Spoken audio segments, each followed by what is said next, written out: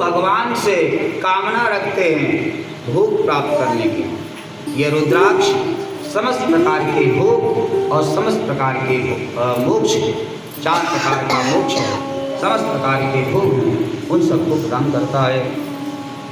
और उनमें भी विशेषकर जो शिवानुरागी हैं, जो शिव भक्त हैं, उनके लिए ये विशेष फल देने वाला है।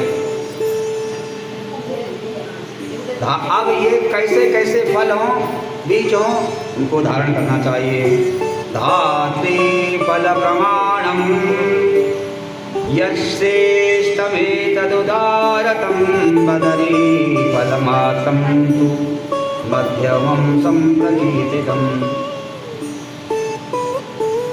आंवला आपने देखा है कितना बड़ा, इससे बड़ा बड़ा होता। आंवले का फल जितना बड़ा होता उतना बड़ा ये रुद्राक्ष है, तो उससे बताया गया। और जो वेद के समान होता है वो मध्यम श्रेणी का रुद्राक्ष बताया गया। और जो चने के आकार का होता है जैसे ये निम्न कोटि का है। उत्तमता परखने की कई एक इसमें चरण प्रक्रियाएं बताई गई हैं। उन चरणों इनका परीक्षण करना चाहिए। लेकिन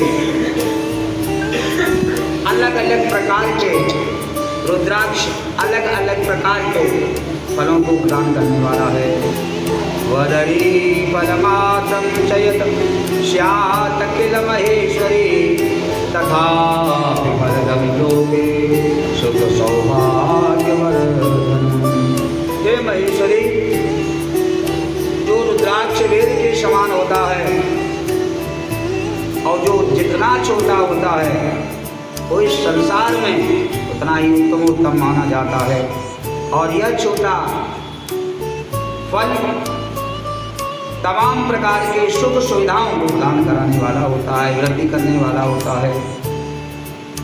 धात्री फल समम यतस्या सर्व अरिष्ट विनाशनम् गुंजया सद संयुतस्या सर्वार्थ फल साधनम्।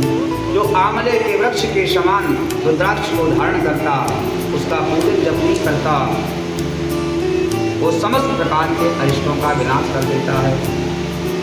आज लगभग 15वां दिन चल रहा और इससे 5 दिन पूर्व से यहाँ पर सेवाएं चल रही हैं भगवान की श्री चरण में। 2-3 दिनों से गला अवरुद्ध हो रहा। अजिथ्रोमाइसिन 500 mg दोनों समय लेने के बाद आप लोगों के समक्ष बोलने के लायक होता हूँ। यह रुद्राक्ष उसकी महिमा नहीं है, ये आपके द्वारा जो प्रदत्त रुद्राक्ष है भगवान के श्री चरणों में जो सेवा दे रहे हैं, जो उसकी महिमा का प्रतिफल है।